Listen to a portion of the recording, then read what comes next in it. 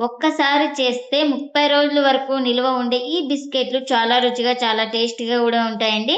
చాలా క్రిస్పీగా గూడా ఉంటాయి. ఈ బిస్కెట్‌లొచ్చేసి ఇంట్లో వాళ్ళందరికీ నచ్చుతాయి. అంత టేస్టీగా అయితే ఉంటాయి. ఇంకెందుకు ఫ్రెండ్స్ ఆలస్యం, ఎలా చేయాలో ఏంటో అనేది వీడియోలోకైతే వెళ్ళిపోయి చూద్దామా మరి? ముందుగా ఒక మిక్సింగ్ బౌల్ అయితే తీసుకొని అందులోకి హాఫ్ కప్పు షుగర్ అయితే వేసుకోవాలి.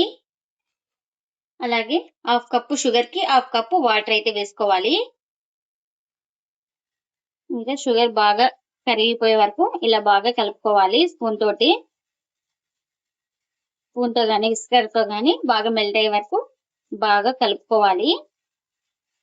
ఇంకా ఇలా మొత్తం బాగా కలుపుకున్న తర్వాత ఇందులోకి జీడిపప్పు పలుకులైతే ఇలా చిన్నగా కట్ చేసుకొని వేసుకోవాలి. మీరు జీడిపప్పు ప్లేస్‌లో పల్లీలు గూడా క్రష్ చేసుకొని వేసుకోవచ్చు. అలాగే ఒక 3 స్పూన్ల దాకా తెల్ల నువ్వులు గూడా వేసుకోవాలి. ఒక చిటికెడు సాల్ట్ ఏసుకోవాలి. ఇంకా ఇవన్నీ ఇలా మొత్తం బాగా కలుపుకుందాం. మనకేమైనా కాస్త షుగర్ ఉన్నా గూడా ఇప్పుడు ఇందులో బాగా మెల్ట్ అయిపోతుంది. ఇలా మొత్తం బాగా కలుపుకున్న తర్వాత ఇందులోకి ఒక కప్పు గోధుమ పిండిని గూడా వేసుకోవాలి. అలాగే ఒక స్పూన్ అంతా బొంబాయి రవ్వను గూడా వేసుకుంటున్నా. ఇంకా ఇవన్నీ వేసుకొని ముందుగా ఫస్ట్ స్పూన్‌తో అయితే కలుపుకుంటున్నా ఇక్కడ నేను. ఇంకెక్కడ పిండి అనేది ఉండలు లేకుండగా బాగా కలుపుకోవాలి. ఇంక ఇలా మొత్తం బాగా కలుపుకున్న తర్వాత ఇందులోకి ఒక పావు కప్పు దాకా ఆయిల్ గూడా వేసుకుంటున్నా.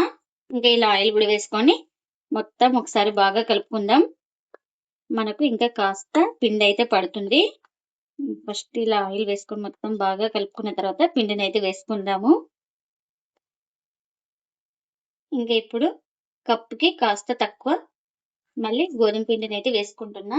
ఇంక ఇప్పుడు చేత్తో అయితే కలుపుకుందాం.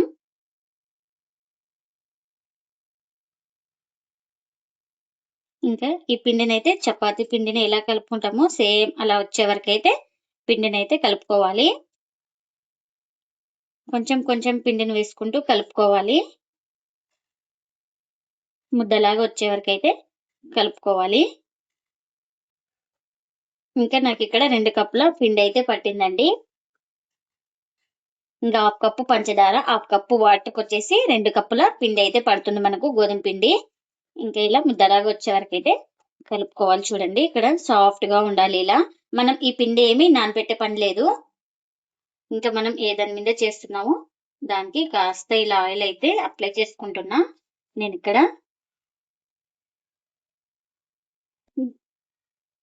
ఇంకిప్పుడు ఈ పిండి ముద్దను తీసుకొని ఇలా రౌండ్‌గా చుట్టుకోవాలి ఫస్టు ఇలా మొత్తం. ఇంక ఈ విధంగా అనేసుకున్న తర్వాత నేనిక్కడ 3 భాగాలుగా అయితే డివైడ్ చేస్తున్నాను పిండిని.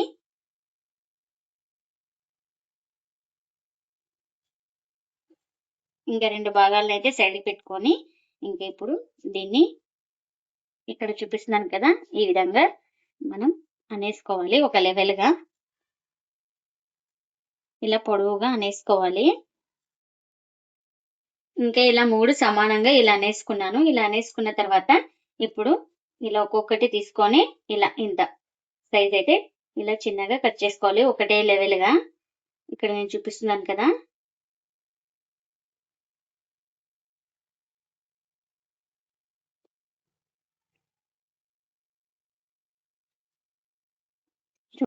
ఇంక అన్నీ చూడండి ఇలా కట్ చేసి పెట్టేసుకున్నాను.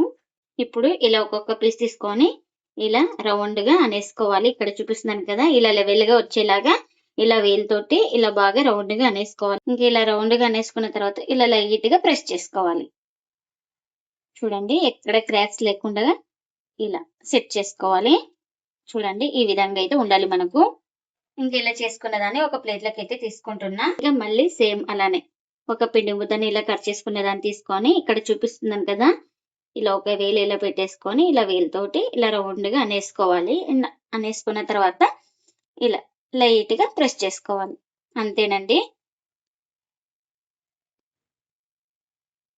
ఇంకా ఇలా ఒక్కొక్కటి చేసుకొని అన్నీ ఇలా ఎన్నైతే అన్నీ ఇలా ప్లేట్‌లోకి పెట్టేసుకోవాలి. ఇంకా వీటికి గార్నిష్ కోసం నేనిక్కడ బాదాం అయితే ఇలా కట్ చేసుకొని ఇలా లైట్‌గా ప్రెస్ చేసుకోవాలి.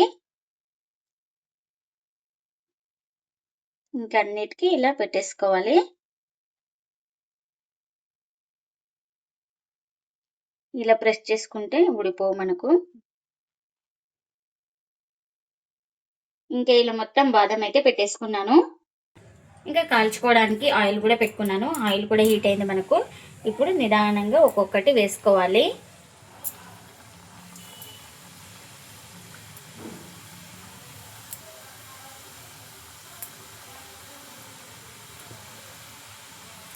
బాగా ఆయిల్ హీట్ ఎక్కిన తర్వాత స్లిమ్లో పెట్టుకొని ఇంకొకటి ఇలా నిదానంగా వేసుకోవాలి. ఇంకా ఇవి ఒక సైడ్ కాలిన తర్వాత మరోవైపుకి అయితే టర్న్ చేసుకోవాలి. ఇంకా ఇలా ఒక సైడ్ కాలిన తర్వాత ఇలా నిదానంగా ఇంకా మనం ఇంకొక వైపుకి అయితే టర్న్ చేసుకోవాలి వీటిని. ఇంకా మంటను లో ఫ్లేమ్లోనే పెట్టుకొని అటు ఇటు తిప్పుకుంటూ బాగా క్రిస్పీగా వచ్చే వరకు అయితే ఫ్రై చేసుకోవాలి వీటిని. ఇంకా అటు ఇటు తిప్పుకుంటూ బాగా క్రిస్పీగా వచ్చే వరకు అయితే ఇలా గోల్డెన్ కలర్ వచ్చే వరకు అయితే ఫ్రై చేసుకోవాలి. ఇంకా ఇవైతే మనకు రెడీ అయిపోయినాయి కదా.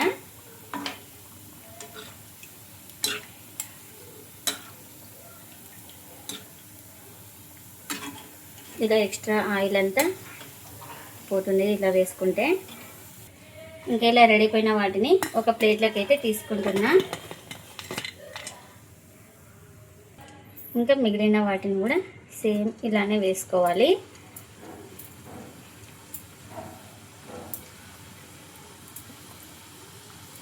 కూడా ఒక సైడ్ కాలిన తర్వాత మరోవైపు అయితే టర్న్ చేసుకోవాలి. ఇంకా చూడండి ఇలా ఒక సైడ్ కాలిన తర్వాత ఇలా నిదానంగా ఇంకొక వైపు అయితే టర్న్ చేసుకోవాలి.